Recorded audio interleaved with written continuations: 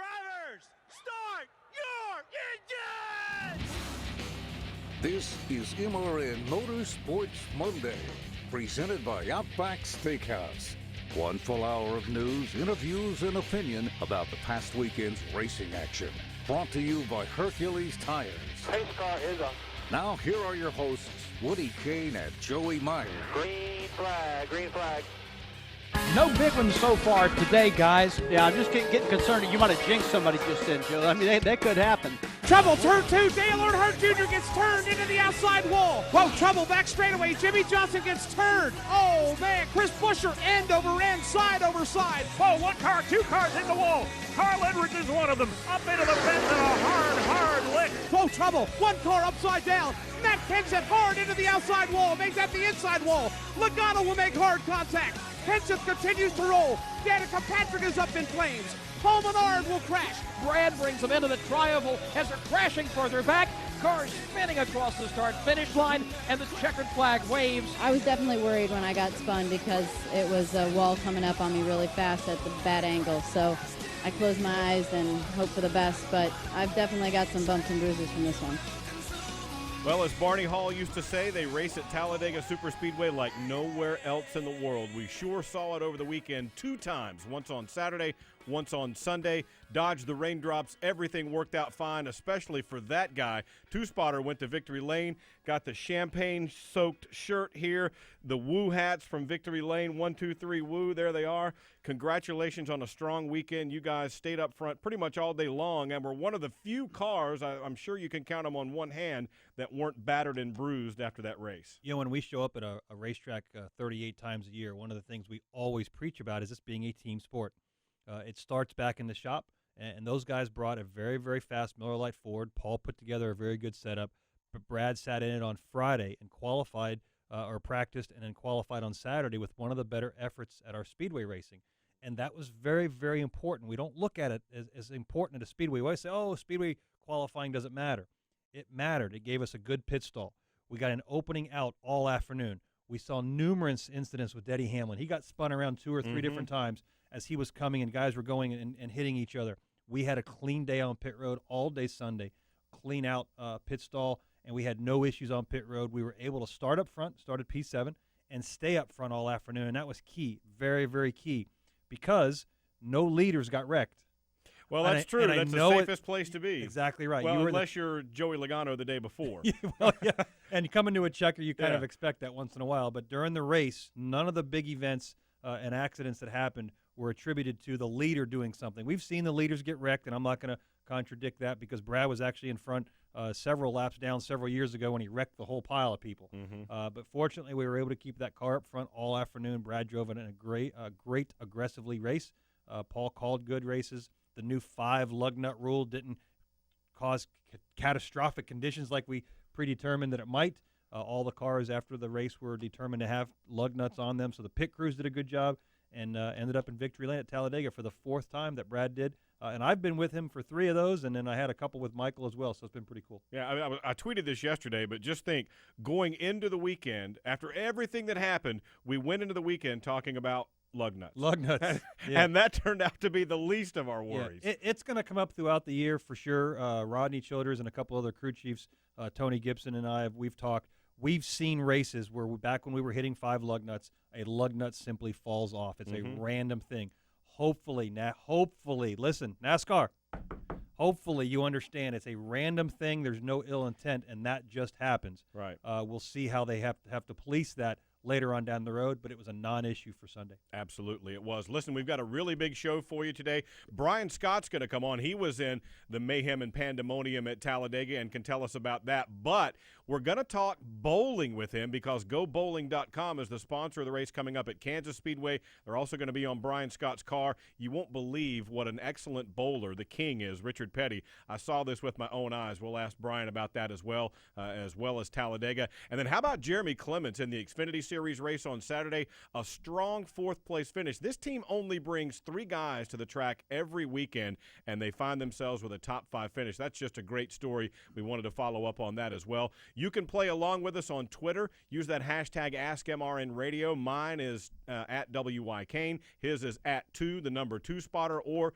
you can use the at MRN Radio. Just use that hashtag AskMRN so we can find your question. We've already got a lot of them piled up as well. Our fan forum hotline, 844-4AskMRN. We've got some questions there. Comments we'll get to a little bit later on in the program. But I wanted to follow up with you on one thing. I did a garage tour on Sunday at Talladega, and your coworker Tab Boyd was one of the guests at that and talked about how at a super speedway you very rarely hear the crew chief talk like you might at some other tracks. Tell folks why, because I thought what he said was really interesting, but I'm sure you're going to say the same type thing. You know, a lot of us talk about taping our push-to-talk button, just taking a piece of tape and wrapping it so we don't have to hold it, or welding it shut, because once the race starts, unless a caution comes out, we literally are on the radio pushing it for 2.66 miles at a time, which is the distance that Talladega is. Yeah. We talk continuously because we're driving down with 40 cars stacked on top of each other, 4 and 5 wide, not just occasionally,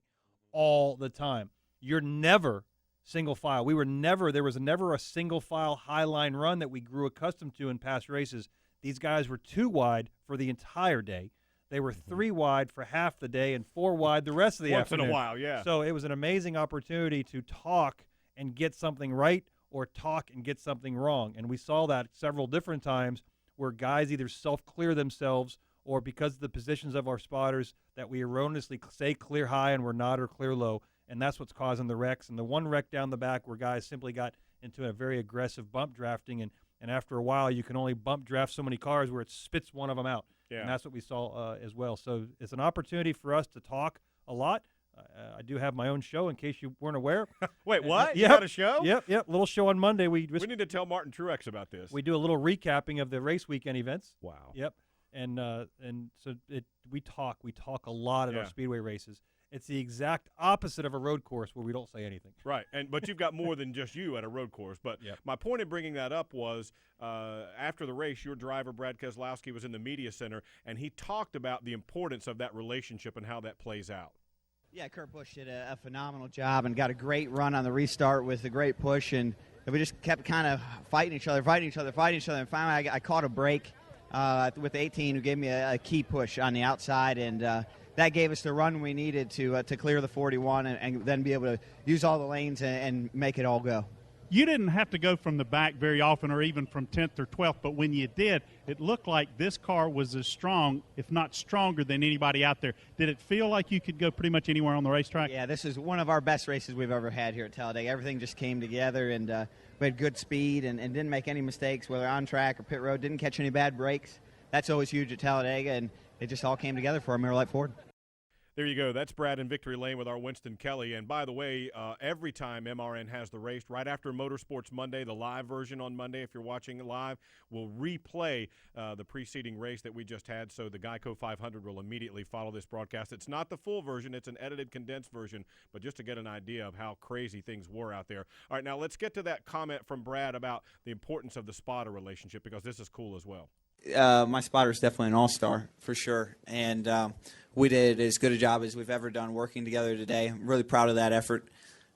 Timing the runs here is so critical, and his communication, his way of kind of verbalizing what he sees is the key for me to be able to make the right moves on the racetrack. And the information turns itself into the old knowledge is power equation. And, of course, you can have all the knowledge in the world. If you don't do anything with it, it doesn't matter. So it's a good 1-2 punch, and I'm really proud of him for his efforts today. He's been part of 3 of the 4 Talladega wins, and I don't think that's a coincidence.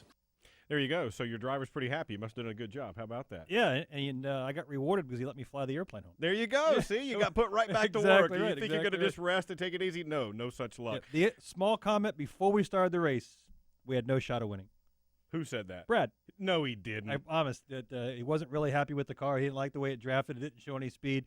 And for the first quarter of the race, he made those comments when we were behind Chase.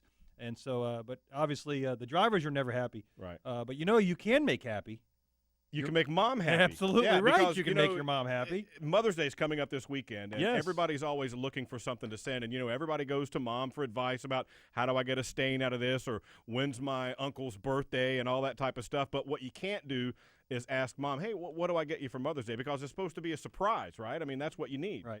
What are you going to get for Annie?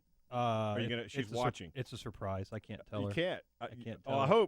I hope that you'll get her for flowers because we've got a great deal for you guys. You can get Mom 100 blooms with a free glass vase for $19.99 plus shipping and handling. Or you can make her day extra special. Upgrade to a premium vase and add gourmet chocolates for just $9.99 more. All you got to do is go to proflowers.com today and use our code here, MRN. Check that out. So the cool thing about it, they sent some in here to the office so we could check them out. And they take all the guesswork out of it. They put them together for you. You don't have to worry about picking this or picking that. They're guaranteed to be fresh and beautiful for at least a week. Choose the delivery date you want, and it's all done. No problem. I like this no worry stuff. Yeah, see, if I was getting them for Annie, she wouldn't get rid of the flowers. She just want double the chocolates. Oh, is that what it is? Yeah, she would want double the chocolates. But what's cool? How cool is you get flowers that last a week, and if they don't, you send them back and get your money back. Right, and you're in good shape. Yeah. Fantastic. So remember, here's the only way that you can get those 100 blooms with a free glass vase starting at $19.99. Visit proflowers.com. Click the blue microphone in the top corner and check the button that says MRN. That's proflowers.com. Click on the microphone and type in MRN. For Mother's Day, remember, coming up this weekend here, our order expires midnight on Friday, so you have to take care of it by then. You need to write that down? Or No. you got it? You don't have to have kids to be a mother. No, you don't. No. I'm not going to go any further with that. Just click on proflowers.com and the MRN microphone at the top and make that happen. We got to take a quick time out. When we come back here on Motorsports Monday, Brian Scott is going to join us. Talk about bowling. That's right. Don't go anywhere. This is MRN Motorsports Monday. Mom has always been an expert on everything: cooking, relationship advice, fixing your cuts and bruises. You'll look like an expert on Mother's Day when you use Pro Flowers. Get Mom 100 blooms with a free glass vase for $19.99 plus shipping and handling. Or make her day extra special. Upgrade to a premium vase and add gourmet chocolates for just $9.99 more. Go to proflowers.com today and use code MRN. Can't beat the price and convenience. Pro Flowers takes care of all the details. Pro Flowers are guaranteed to be fresh and beautiful and last for at least 7 days or your money back. You can choose the delivery date you want, and it's guaranteed. It's a no-brainer. Here is the only way to get 100 blooms with a free glass vase starting at just $9.99. Visit proflowers.com, click on the blue microphone in the top right corner, and type in MRN. Remember, Mother's Day is next week. Order today. This offer expires Friday at midnight. In the Outback, we think the best part about racing is the noise, the engine, the pits, and a Kevin Harvick top 10 finish. Especially a Kevin Harvick top 10 finish. That's because if Kevin Happy Harvick, driver of the number 4 Chevrolet, places in the top 10 in today's race, there's free bloomin' onions this Monday. So you'll have a happy bloomin' Monday. Only at Outback Steakhouse. Valid with any purchase. One per table. Participation may vary. Registered trademarks used with permission. Hey, I'm Jimmy Johnson. Now back to Joey Meier and Woody Cain on Motorsports Monday. They are crowding each other up against the outside retaining wall. Final trip up the Alabama Gang Super Stretch. It's Keselowski and Kyle Busch, 1 and 2, side by side from third on back. Chase Elliott is in that third spot, has drafting help from Kurt Busch. Austin Dillon is there. He has drafting help from Jamie McMurray, but is enough? Here's Brad Keselowski off turn 4, leader for the final time. Brad Keselowski shows the way. Kyle Busch wishes he had one of his teammates close by. No one there to help. Brad brings him into the tri-oval as they're crashing further back. Get around the corner, be a wreck behind you, gonna be a wreck behind you. Brad scores his 4th win at Talladega Superspeedway. You won the race. Thank you, boys. Thank you very much. Hope everybody's okay. Number 4, that feels really good. Thank you, everybody. Here we go on Motorsports Monday. A big win for you guys, and with everything going on behind you, it didn't seem like it took that long for you to realize that you guys had won the race. Well, again, the entire time, so the pit crew guys got really bored during the race, and I'm not sure how I came up with it or where I got it from, but I was using the word energy to describe what hey, Brad... we had a Twitter person say that. Amy wants to know where it came from. Well, I don't know. It was during the race. I found myself trying to explain what was going on behind him, And normally I was referencing 2, 3, 4 different cars and what they were doing. And it dawned on me that years ago we used to race in tandems. I called it a pod because it was a simple word, and everybody knew. The minute I said pod, they knew what it meant. Right. It was irrelevant who was there, but there was a pod. If there was 5 pods, it was easier to say a pod. As the energy or this issue was coming from behind, it was easier for me to tell him what lane was moving. Not who was in it or why they were doing it, but that energy created a energy. That line created an energy. And once I started using it, it worked really good, and it seemed like he responded to it by being aggressive and changing and managing his lanes. Yeah. And so I saw that. So once I saw it once, I kept using it, and the more I used it, the more he drove aggressively. And it was the most aggressive race I saw him drive, staying up front, which is very key to winning. I know it sounds redundant, but the guy up front has a really good chance of winning. Yeah, well, that's usually the way it works. Exactly right. Yeah. So it was that issue, and so that last lap, once we were able to get out front, Kyle was behind us. Well, he had no energy because the guys behind him were 2 and 3 wide, and he couldn't store energy to get by him, which was our first threat. So the second lane of energy was a car length or 2 behind Kyle, and those guys were too busy racing to create and use anybody else's energy. So I felt really confident on that last lap with Kyle that unless something catastrophic happened to our car, we were going to be pretty good getting to victory lane. One of the cool things I noticed in the race, and it wasn't just with you guys, but whoever was leading, more times than not, they would be between the 2 lanes trying to figure out which lane had energy and where they needed to be to seize on that and stay out front. It seemed like whoever led spent a lot of time sort of halfway between both lanes. Okay, so if you visualize these cars with a balloon of air around them, wherever that car goes, there's a balloon of energy, a balloon of air around them. That's never disappearing. So as you try to manage the gap and a car pulls up behind you, that bubble of air is able to push your car out in front. Now your job as the driver is to manage this guy's energy or his bubble of air around him. Now if you get too far out in front and they get too much of a run, then they pop that bubble and you lose the energy and they can get by you. It's kind of the difference between gently squeezing it and sticking it with a pin. Exactly right. So you're able to get in front of, we see a lot of times drivers get too far out in front and then try to block, and it creates just a wreck. Yeah. It's too late. That guy's either going to run in the back of you extremely hard or he's going to be able to get by you. So it's managing that gap or managing the you don't have energy by yourself. Right. You have to use somebody else's energy. And you're either going to use the energy behind you, or if you're in the back, you want to use somebody's energy in front of you and to move forward. So it's managing that gap or the balloon or what I reference to energy. But the guys counted it during the race. They got bored, and they had on Twitter, somebody posted it was over 180 times that I was used monitoring in car, and I heard it a lot too. I don't know the number until you just said it. Yeah, I didn't realize it, but it worked. It was something that I hadn't done, I hadn't heard before, and I've had some Twitter comments they'd never heard that word used in that direction. But it was short, concise, and it worked. So right. I think moving forward, we'll keep using that. Our truck driver today gave me a very complimentary tweet. He called me the Picasso with a radio.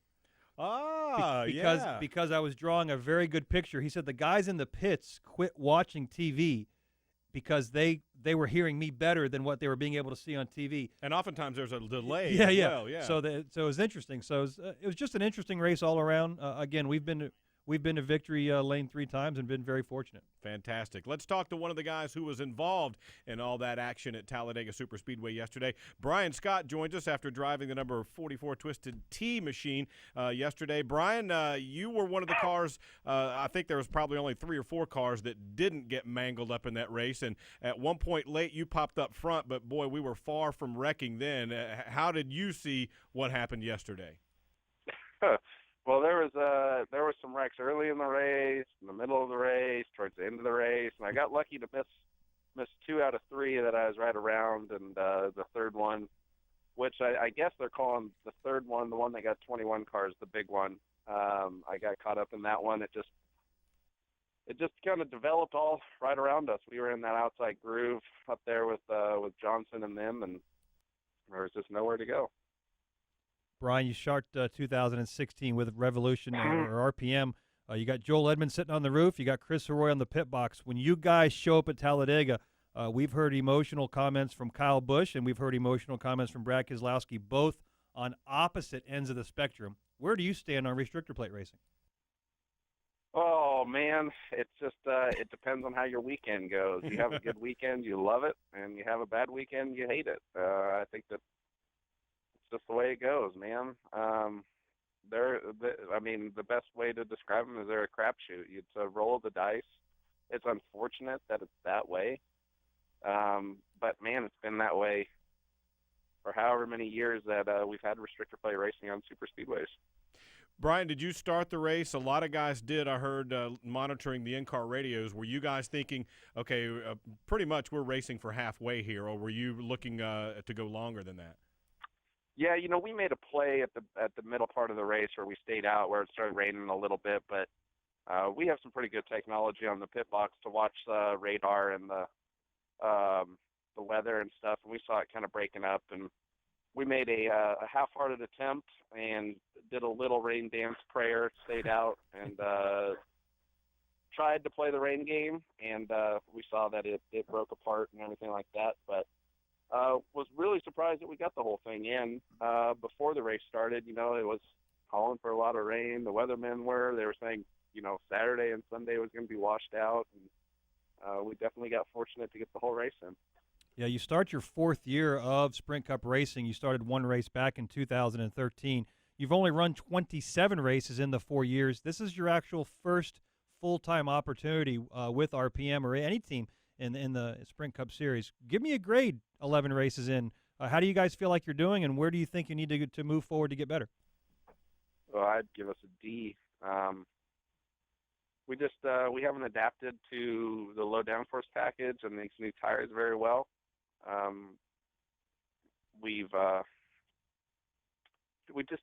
We haven't ran where we feel like we're capable of. I feel great about the direction that we're going and the steps that we're doing and what we're doing at the shop and the stuff we're doing in the shop to get better. I like our direction. I feel like we're learning good lessons, and it's just been disappointing so far. But we're working hard, and we're going to get it figured out. Absolutely. Well, let's keep looking into the future because it's a big weekend for Richard Petty Motorsports coming up at Kansas Speedway this weekend. You guys have GoBowling.com coming aboard, and they're the sponsor of the race this weekend. I was at the event where you guys talked about it and saw you and the King putting on a pretty good display of bowling skill. Well, yeah, we're really excited. It's always fun when you have a new partner, and this will be my first time having a partner that's also the title sponsor, the track sponsor for the race. So it'll be a neat weekend for us. And Kansas was a race out of my very limited cup starts that I've done in the past. I was able to run Kansas last year in the Sprint Cup Series race in the fall, and we finished 12th. So I feel pretty good about Kansas. I feel excited to go there and continue working on some of the things that we've learned this year and try to get our season turned around and pointed in the right direction. Yeah, well, we talk about the early struggles that I can tell you're down a little bit. Don't beat yourself up. Again, this is your first full-time experience with a new crew chief and a new spotter. All three of you guys have never worked together with only 10 races into the season. Do you find yourself leaning on Trent Owens and your teammate a little bit? Yeah, we work really well as a team at Richard Petty Motorsports, and we're thankful to have them. And it's been a team struggle, but we're digging out of it as a team, and we're working to, like I said, get everything pointed in the right direction and get our performance up. We definitely as a team, we want to be performing better and running more consistently in the top 15 and the top 10, and our sponsors want that, and we're working tirelessly and nonstop to make sure that happens, and we're excited to take some of our new ideas and new cars and stuff to Kansas and see if we're on the right track. Chatting with Brian Scott, who drives the number 44 Ford for Richard Petty Motorsports. It'll be the GoBowling.com Ford this weekend at Kansas. Brian, I had no idea the King was such a good bowler. We go, and I even didn't know that there was an International Bowling Hall of Fame and Museum, but the guy goes out there with an acrylic ball with a wheel in the middle of it and boots and picks up a spare with no warm-up. Did you know he was such a good bowler? Well, I don't know if he's a good bowler or a lucky bowler. But, yeah, he picked up the spare. It was disheartening that I wasn't able to beat him in our little brief roll of the ball there. And maybe I can drag him to a bowling lane when we're out in Kansas, and we can go 10 frames and see who really wins. Oh, man, you guys, you got to put something like that up together at the track and make it happen. Hey, how do you feel about night racing at Kansas?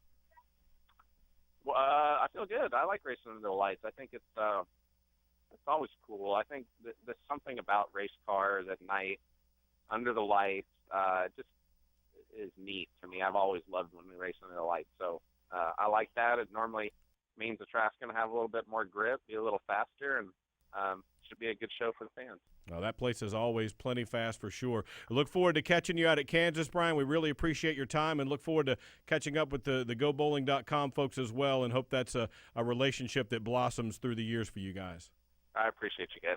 There you Thanks, go. Brian. That's Brian Scott, and that was really cool to go see that unveiling of the car and all that, and the exhibition of the bowling. But it's cool when you can work with a sponsor, as you know, that does different things like that instead of just wants to put their sticker on the car and that's it. Well, we all have different mentalities or different agendas when we stick or a sponsor sticks their money on the side of our car somewhere. Some of them just want their name out there. Some of them want involvement, and we call it sponsor activation. We have Outback Steakhouse. We've got the Joey Kangaroo here in front of us. So they're doing a very good job with our show to activate them. And when Kevin Harvick finishes top 10, which he didn't do, which he blamed on Landon Castle because he was mad, which meant, again, must have been a good race, right? We had drivers mad. Somebody was mad. Somebody was mad, so that meant it was a good race. But different sponsors like to activate in different ways. And those the bowling sponsor for those guys has activated, and now they're a race sponsor in Kansas, which will be a good opportunity to get the kids and family and everything.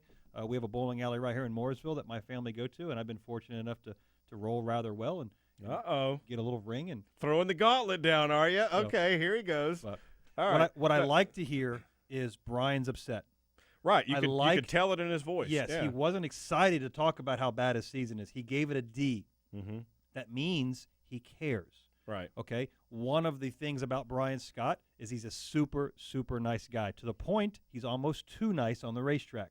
At this point in time, he feels like sometimes he gets in the way when leaders are passing him and he gives up too much speed. He will learn to alleviate that concern because he belongs out there. He's proven that he belongs on the racetrack, and he has a good sponsor and a good team with RPM, and he'll move forward. But I like his concern. Yeah. I don't like that he's upset. Right. But I like the reason that he's upset. It's not happy. He's not happy to just drive around. Hey, look at me. I'm a race car driver, and I'm running around 30th, and I'm in the way. He's upset about it. Every week, him and his crew chief, Chris Heroy, Shine, who we've known for a number of years, Trent Owens and Eric Emerald, those guys are getting together on Monday afternoon meetings, Monday morning meetings, finding a way to go faster. Fantastic. And you mentioned Outback. We got to tell you folks that even though Kevin Harvick missed the top 10 finish this week, you don't get that free bloomin' onion today, but he'll try again next week. Outback Steakhouse done right. Now, here's the deal. They are doing the lunch specials now, and you can get these combos, the lunch combos starting at $6.99. Stuff like the Outback Burger, the Endless French Onion Soup and Salad, the Alice Springs Chicken Quesadillas. This is the only menu. But you like the Joey menu, and they sent us a Joey. How cool is that? The only menu that matters. Yeah, the Joey menu. It's really the kids menu, but they let Joey order off of it if he wants to. It's the kids menu. They'll let you. Just because your name is Joey, they'll let you. It doesn't say kids. It says Joey. All right. Check out their lunch specials. They start at $6.99 at Outback Steakhouse. All right, a timeout here on Motorsports Monday. Jeremy Clements joins us. You won't believe his story. We'll do that next. This is MRN Motorsports Monday. In the Outback, we think the best part about racing is the noise, the engine, the pits, and a Kevin Harvick top 10 finish. Especially a Kevin Harvick top 10 finish. That's because if Kevin Happy Harvick, driver of the number 4 Chevrolet, places in the top 10 in today's race, there's free bloomin' onions this Monday. So you'll have a happy bloomin' Monday. Only at Outback Steakhouse. Valid with any purchase. One per table. Participation may vary. Registered trademarks used with permission. If you haven't checked out MRN.com's exclusive online programming, you've missed a lot. MRN Motorsports Monday. Review and preview the NASCAR weekends. Winged Nation Talk, Winged Sprint Cars. The latest from the NHRA. On the straight line. Dirt, late model, modified, and big block modified talk. Slinging dirt. NASCAR regional, local, and international series on NASCAR Coast to Coast. Exclusive, original online motorsports talk on MRN.com. Stay up to date with the latest news from the NASCAR Garage weekdays on NASCAR Today, midday. We can enhance the fans' experience, and I think that's what we really need to zero in on and provide. Hear from the drivers and teams as they chase the 2016 championship trophy. Change is good in our sport. It re-energizes people, makes everybody, step up to the plate, so to speak. NASCAR Today, midday. Weekdays on the Motor Racing Network. Your source for NASCAR news. Hey, I'm Casey Cain. Now back to Joey Meier and Woody Cain on Motorsports Monday. Elliott Sadler has been Joey Logano's best friend for much of the afternoon. Now he's going to try and take it away from him. Logano and Sadler down low.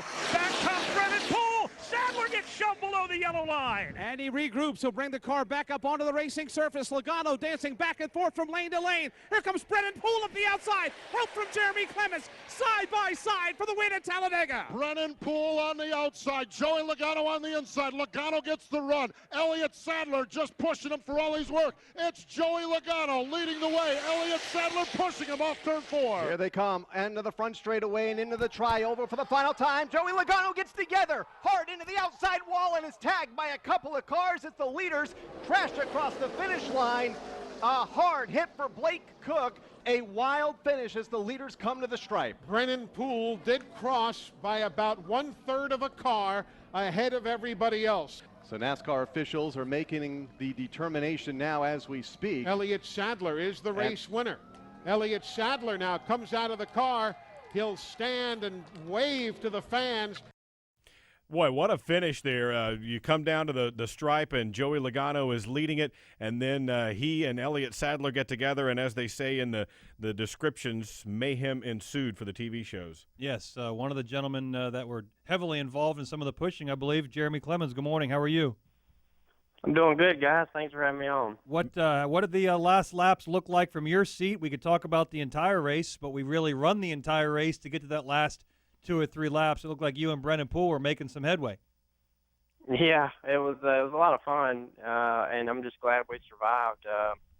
Typical Talladega plate racing, just push the guy in front of you for all it's worth, and then wait till you get to the line. I guess you raced to the line. I tried to anyway, but if they'd have told us they're going to freeze the field a couple hundred feet back, then I could have maybe made a different move, but that I hate that happened because we really had third, but they obviously froze the field. But yeah, we made a deal with Brennan there the last couple restarts, and I just said, man, I will told my spotter Brandon, who does a phenomenal job. He spots for Danica on Sunday. Told him I'll push him as much as I can, and obviously when we get around to the front stretch, I'm going for the win. So.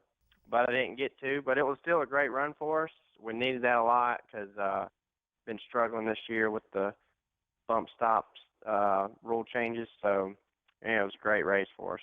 I mean, it's fantastic, a 4th-place finish. Give folks an idea. I mean, this is a family team, and you guys show up with a minimal crew every week and are really kind of doing it out of your own pocket. Give folks an idea about your team and how you got to where you are now, because it's really a situation where you're running against multi-million-dollar teams with just a few guys, right?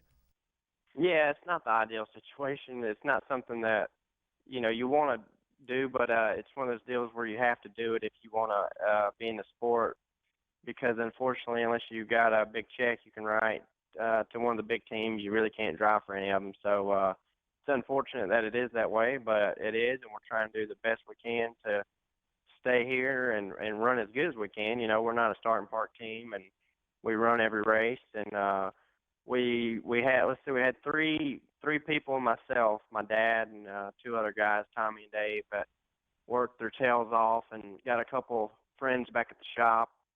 2 or 3 people that help out when they can, and we built our own engines, Clements Racing Engines in Spartanburg, and man, I got to give those boys a shout out. That thing ran 270, 280 most of the race when I was behind people, and I was just waiting for it to, something to happen to it, but it didn't. It held up, and that's one of our best engines too. We only got like 4 or 5 of those, so we got to take care of them. One of the interesting things, every driver has a path they go down, a struggle, a climb up a ladder through late model and ARCA, Xfinity, whatever series you're topping out at.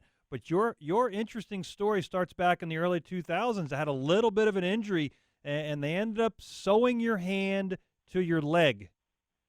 Wow. Yeah. To my hip. To your hip. There you go. All right. Yeah. That'd be kind of awkward otherwise. Yeah. So talk about that injury and let me know where you stand on that. And that's an amazing feat of medical advancement since 2002. Yeah, I know. It was. I was racing dirt late models at the time. This was 2004, and I've already run some ARCA races and a Busch race at that point. And I actually had signed a deal with Matt Kill Motorsports for 5 races, and then this happened, and that didn't happen. So it wasn't even a wreck or nothing. It was the drive shaft broke, and we were running a steel drive shaft, and it's a 2-inch small steel drive shaft, and it just broke and come through the car, and a piece of it struck my hand, and they had to the first surgery they had to do was 8 hours, and it was terrible. It was one of those things you never thought could happen, and unfortunately it did. But they operated on me 10 times and took a year of rehabilitation and trying to get it back together. Thank the good Lord that I still have a hand, because they wanted to cut it off when first got there. So and it's just one of those freak deals, and I never thought it could happen, like I said. So and just to even be able to race, I always thank the good Lord when I get in the car for the opportunity, because I tell you what, I've raced since I was 7. It's all I've ever done. So I don't know what else I could do, honestly. I mean, I'd have to find a real job, so I don't want to do that. So I'm going to keep trying to do everything we can to make this work and stay there, and hopefully, you never know, try to get a break and get an opportunity to drive for a big team one day, maybe. Well, speaking of breaks, I mean, you mentioned getting a real job. You mentioned the family organization, and you guys build dirt late model motors, right? Yeah, they do. They build a lot of dirt late model engines for a lot of big guys that run across the country, and they win a lot, and they're very good engines, and some of the best engines, honestly. I'm not just saying that because it's my family, but they work their tails off, and they've been doing it for over 30, 40 years now. So they're really good at it, and I always complain about my engines, wanting them better and this and that, but I know that it don't pay the bills, so they can only work so hard on mine. You know what I mean? Yeah. You're talking about moving forward in any 3 of the big major series in NASCAR. You've actually had some affiliation and tryouts for Richard Childress Racing, and you were able to qualify and practice some Joe Gibbs racing cars. So you're right on the cusp of getting in that door that you're trying so hard. What's the one thing you need? Oh, it's pretty simple. Money. Yep. Yep. And we hear You cannot get a ride these past few years without bringing money to a team. I've done some stuff for Gibbs before. That was 2008, 2009. I got to practice qualify. I had to sit in Kyle Busch's seat and Joey Logano's seat. I couldn't reach nothing, and it was, I think we qualified 7th at Kentucky and was second fast in practice. And the cars are amazing. I mean, they're just. You drive them the same, and you're like P2, P5, and it's like, wow, it's just amazing. But it's just the way it is. Unfortunately, it doesn't really. Yeah, it's good if you're good at it, but you really need some money to get your foot in the door and then do good, and that's what it takes to get you there. But just never had the opportunity I feel like I've deserved to even race for a big team, and I feel like I can definitely get the job done if I had the chance. But hey, until that time comes, we're going to keep trying to make it the best we can. And we got Dover coming up. We've run good there, and I think we finished 10th there last year, actually, this race. So want to try to improve on that and try to make this chase this year. That's pretty neat. We want to be a part of it for the first year in the Xfinity Series. If there's somebody out there that wants to get a hold of you pursuing sponsorship opportunities, do you have a management team or a place that they can get on a website to look for you? Yeah, just hit us up. You can go to my website, jclements51. I'm sorry, Jeremy Clements 51. jclements51 is my Twitter handle. You go on that, message me, and go on the website, and there's contact info. And yeah, we'd love to have some partners. We got some partners now that make us to get us there, and they do a lot for us, like repairableVehicles.com and All South Electric. I want to thank those guys for everything they do. I tell you what, without people like that, like Brad from Repairable, it'd be impossible. So, yeah, just sponsors make this sport go around, and you know, we need them, unfortunately, so it's part of it. Absolutely. Well, hopefully popping up on the radar with a strong top 5 finish at Talladega like you guys did on Saturday will help with that. But, Jeremy, man, we appreciate your time. Congratulations on a strong run, and look forward to seeing another one out of you at Dover. Hey, thank you guys for having me, and also I want to thank Xfinity for all they do for the NASCAR series, and they're always watch. I love their app and everything they're doing for us, so thank them too. Yeah, man, it is really cool. I love it as well, especially for the flights. Man, Jeremy, thanks. Congratulations. Keep it up. Appreciate it, guys. Have a good day. There you go. Well, that's just such a cool story to see. That's why we wanted to get him on, is to tell that story, because from where he's been to where he is now is remarkable. Yeah, I mean, a catastrophic hand injury that he almost thought he was going to lose his hand. Now he's competing in the level, again, to run around Talladega Super Speedway 2, 3, 4 wide, and to be able to bring a car home. And I wanted to ask him, and I forgot to, where that car was going to race next, because it's not Daytona. It's going to be Dover. I'll be willing to bet. That car they had is not a super speedway exactly car. Right. It's not. They and don't that's my have point. one. So they're getting their car ready. Probably it's going to be a backup at Dover. It might be their primary at Dover, or a couple, 2 or 3 races down the road in the Xfinity Series. So kudos to those guys. We've seen those small driver stories. We've got the guy leading the Camping World Truck Series points without a sponsor, family-owned, with Nemechek's. And so we see it all around. All these guys need to do is get their foot in the door and provide that opportunity for them, and I think they'll get it done. Yeah, a couple of other orders of business to get to here before we wrap up the Xfinity side. The one guy we mentioned there, you heard Eli Gold say, crossing the line ahead of everybody else in that Xfinity Series race was Brennan Poole. He wound up on review not being the winner, but, man, he talked after the race, and to go from, man, I think we won, to, oh, no, you didn't, it was just fantastic to hear what he had to say.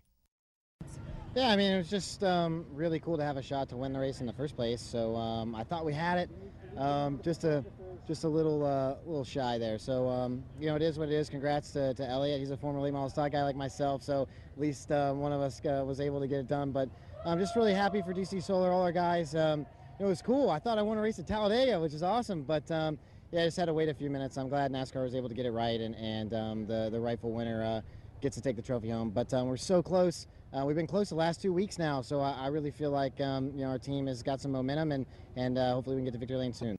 Brennan Poole, the rookie, 3rd at Talladega. He's right now 8th in the standings overall, and a bright future headed for him as well. Yeah, an amazing issue there at the end of the race. The leader crosses the line. You see the in-car. He's excited as can be. Man, I want to race at Talladega. And no, I didn't. Not so much. Yeah, no. Got yanked out from under him. But, so, man, how he handled himself was like cool. you said, NASCAR got it right, and we're going to talk about that a little bit later on and on-track, off-track. See, that's some professional foreshadowing right there. All right, let's go to break now, but as we do, Elliott Sadler did win the race. Here's what he had to say. Yeah, I was in the position that I wanted to be in, and I got to thank Justin Alguy for pushing me and giving me help there at the end. And I had it played out where I wanted to be, was kind of hooked up with Joey, and I was going to try the outside, and he moved up. He made a great block up, and I didn't have any choice but to go under, and he made a late block to the bottom. I'm going to tell you, to get Dale Jr. to victory lane after he and Kelly have given me such a great opportunity to drive this race car. Look at these guys behind me. For those guys to be able to enjoy it. We have over 50 people here today from One Main enjoying this race, the longest running sponsor in this series, and they're all here today at Talladega, and this means everything in the world to be able to bring those guys to victory lane. How about the anxiety after the checkered flag to wait on the call? Well, you know, drivers think we know everything, and I'm like, man, I'm leading when the caution came out, and I maintained my speed, and I'm glad they took their time and reviewed it, and it's great to be able to get the win. So I'm glad they took their time, made the right call, and so glad to go to victory lane and make sure these guys are in the chase. That's what it's all about. This is MRN Motorsports Monday. Whatever you drive, wherever you go, Hercules Tires will get you there, whether you're running on dirt or running a job. Our dependable, high-quality tires are the perfect fit for your needs. For unmatched value, selection, and warranty with industry-leading road hazard protection, there's only one choice: Hercules Tires. To learn more, visit HerculesTire.com or call 800-677-9535. Hercules Tires, right on our strength. MRN On Demand. Listen or watch when you want and where you want. Find all of MRN's original programs in the Media Center at MRN.com, as well as YouTube, iTunes, Stitcher, TuneIn, and Race Day Nation on iHeartRadio. Find NASCAR Live, Motorsports Monday, Winged Nation, NASCAR Coast to Coast, Pod Tracks, Slingin' Dirt, The Inside Line, and The Straight Line. Motorsports programs when you want, where you want. MRN On Demand. Being there matters, and your United States Navy protects and defends America on the world's oceans. Around the globe, around the clock, Navy ships, submarines, aircraft, and most importantly, tens of thousands of America's finest young men and women are ready to defend America when piracy threatens global commerce, when disaster strikes, or when called upon by the Commander-in-Chief. Your Navy is there. When it comes to protecting and defending America, being there matters, and America's Navy is already there. Hey, I'm Joey Logano. Now back to Joey Meier and Woody Cain on Motorsports Monday. How does Joey Meier have a radio show? There you go. They still love you. They love me. When they don't love you is when they stop talking about you. That's exactly right. Hate me or love me, you know my name. Absolutely you do. All right, let's do a little on-track, off-track now where we talk about some things we think are going well in the sport and some things that maybe aren't going quite so well. I'll kick this one off because we saw a lot of social media activity about it yesterday, people liking or not liking or wanting something done about super speedway racing, but I love it. You see a lot of guys complain, as we heard earlier in the show, from Brian Scott. If you wreck and you get out, you're mad. If you win, you're happy with super speedway racing. But there is nothing that keeps you on the edge of your seat quite like super speedway racing for the whole time. There's no clicking off laps. Everybody, especially with the rain impending that they thought yesterday, it made that for a really exciting, dramatic race, and it was a lot going on. And I just really like the super speedway races. Always have. One of the greatest restrictor plate races in the history of our sport was Dale Earnhardt. Got upside down 2 significant times. I never heard him get out of the car complaining about it. One of the things I didn't like with Brian Scott's interview was he wasn't excited about restrictor plate racing. He just kind of played along with it. That's part of a driver's mentality. You have to be in a frame of mind to drive through that tunnel and say, I love this place, Talladega and Daytona. Austin Dillon said that very thing earlier this week. Exactly right. You have to show up with a state of mind. Restrictor plate racing is just that. It's like road course racing from a mentality of that's the only kind of racing it is. It's a different type of racing. It's restrictor plate racing. We've seen cars upside down and crashing and mayhem ensuing for years. It's not just something new that we just started creating with the cars that we're designing. It's happened in every generation of cars. It's the reason we have roof flaps. It's the reason we have side windows, because these cars have been flying and getting around and crashing for 40 years, ever since we've been at Talladega and Daytona. Memory serves me correctly. We've seen cars upside down. Some drivers get out and go, hey, I'll get them next time. Other drivers get out and go, I don't like this race. Those guys, most of the time, don't win these races because of that mentality. Right. They have to twist it around. I like restrictor plate racing. It's exciting. I miss the pod racing where the groups of cars. See, I liked it too. The pod racing where the 2 cars were tandeming and pushing in the Cup Series were able to get away from each other and fly and go around, and then they changed the rules where you had to swap. That was exciting. It kept us on our toes. There was a lot of passing. We set records for the number of lead changes. I loved it. But restrictor plate racing, I don't like single cars, single file up against the wall for 50 laps at a time with no passing. What we had yesterday was exciting for 188 laps. I talked the entire time. We did have wrecks. Thankfully, every driver got out a little bruised, but I enjoy it. Hey, speaking of that, talking the entire time, we got a Twitter comment here from somebody that wants to know if you had to use any lemon or herbal tea talking the whole time, and do you have any voice left after doing all that? No. Years ago, for you young folks, we used to have radios called CB radios or Citizen Band, and you had to come up with handles long before Twitter handles. My CB radio handle was called Motormouth.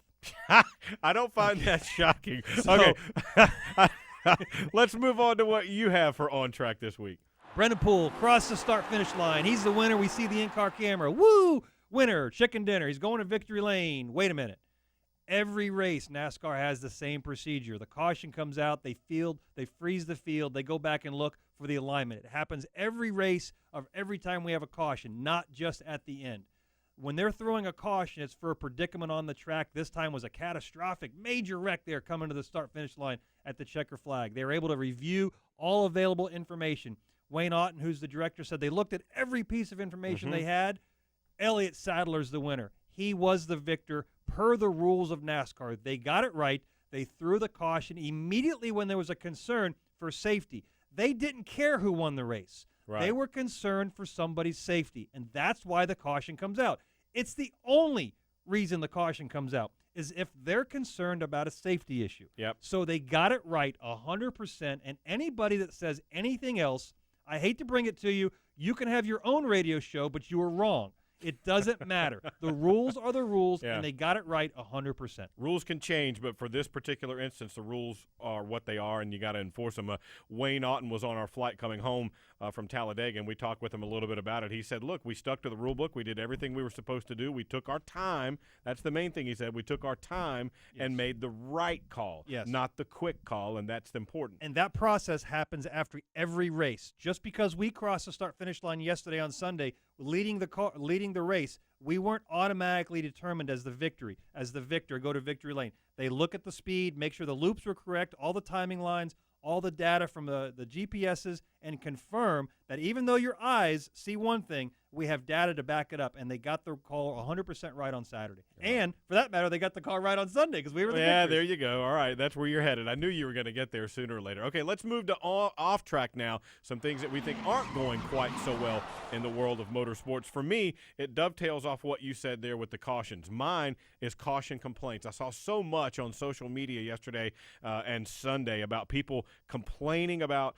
super speedway racing for one thing, but specifically in the Xfinity Series race, throwing the caution with people saying, well, they're only a couple hundred yards or so from the start-finish line. Why do we throw the caution there? Well, A, you had the leader sideways in the wall. B, you have more cars wrecking. And C, you have another car on fire. That's a safety concern. Are you supposed to just let people drive through Joey Logano or other guys who are wrecked to try and get back to the start-finish line? That's how you wind up really getting someone injured. I think that those complaints about when they threw the caution are not valid. I think NASCAR made the right call there. You have to throw that caution. We're not talking about a situation where it's just a hot dog wrapper blowing across the track. Yeah, seconds count. If you're involved in an interstate wreck in your own personal vehicle, seconds matter when you're injured, hurt, or having an issue in the car, getting out of it, smoke inhalation, whatever it might be. Sound like a commercial for Life Alert or something. Seconds matter. It's exactly right. And so when they throw the caution, which is the only reason they throw it is for a safety issue,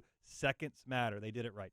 Absolutely, I think they did. Okay, what about you for off track now? So before the race, of every Xfinity race, the rule is no bump drafting. No, you can't lock bumpers. No pushing. No pushing. Early in that race, we saw a couple of drivers get black flag. Brendan Gaughan was the guy in front. Somebody else was pushing him behind. They got black flag. The drivers they make a big deal about this pushing thing. We've had 2 or 3 drivers in their audio, and they mention it all. Oh, thanks for the push. Appreciate the push. I was pushing it. What's the rule? Give us as good of a job as you guys do in Daytona, making rules and enforcing them. This is one of the rules that's terrible because we can't enforce it. It's so subjective. The drivers themselves don't know how you're going to enforce the rule. The reason we had that wreck at the end was Elliott Sadler was pushing Joey Logano out in front. He said Justin Allgaier was pushing me from behind. There's a lot of pushing going on the last 5, 6, 7 laps. Either get rid of the rule or make a definitive rule that when we move forward at restrictor plate Xfinity racing, we know what it is. So the drivers know, the fans know, everybody in the tower knows, the crew chiefs know, we all know what the pushing or the bump drafting rule is. There is no rule in Cup. You can do it as much as you want. Yeah. The cars won't do it. We can't do it in the Xfinity Series, and we can't do it in the Truck Series. There's a rule for it. We have no way to enforce it. It seems like as the race goes on, the rule and the enforcement issues change. And that is what's the issue here, is that the rule seems to change in the middle of every restrictor plate race because as we move forward towards the end of a race, cars are lined up with video evidence. They can't be any more locked together. Yeah. Hey, Joey's getting all worked up here, but to me the phrase you keep hearing in the Xfinity, since that was the most recent example, is you can't lock bumpers. You can tap, tap, tap and push a guy, but you can't lock bumpers. Sure, I completely agree with that. So how do you enforce it?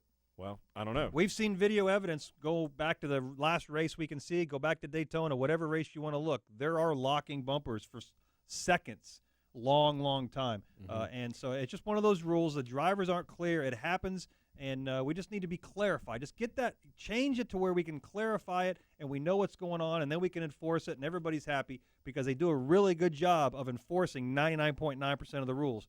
kind of like that dentist. There's always that one guy that doesn't like you to use fluoride toothpaste. So there is one? Yeah.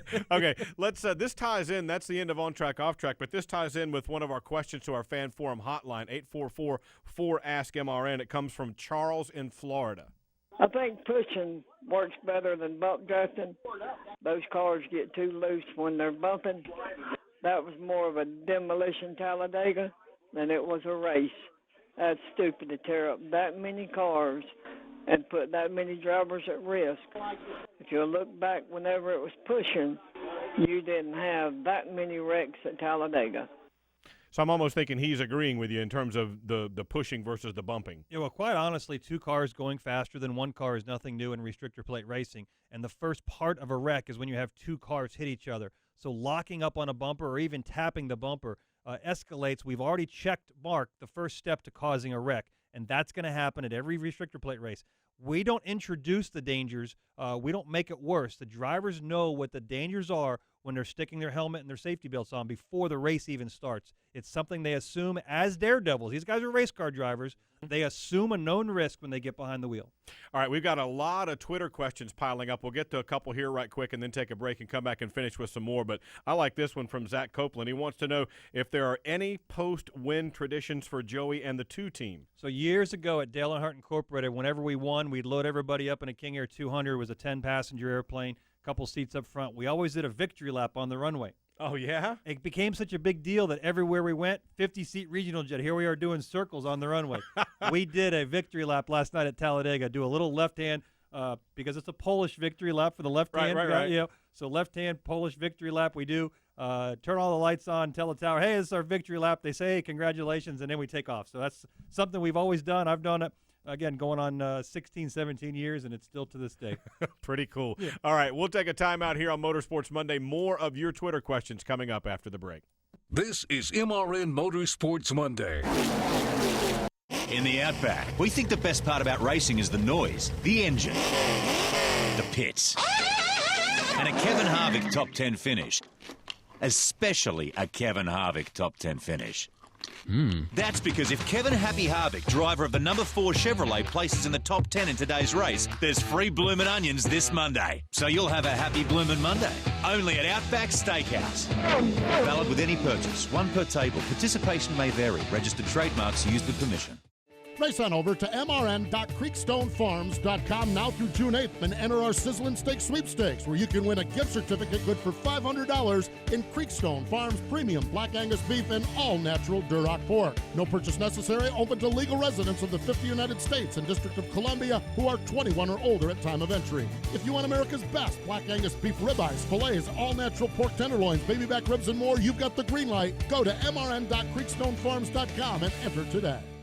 When the smoke settles, the entertainment never stops. Like experience kind of outweighs youth. On race weekends, your favorite NASCAR personality is an everyday superhero. Kyle Busch driving for his life right now. But when they leave the racetrack, they're just like everyone else. Our lives are so much different than what people may think they are. I'm Susie Armstrong. Join me on a daily journey as we discuss the hot topics and engaging personalities of NASCAR Nation. Ned Jarrett's World of Racing, weekdays on the Motor Racing Network. Hey, I'm Ryan Newman. Now back to Joey Meier and Woody Cain on Motorsports Monday. There you go.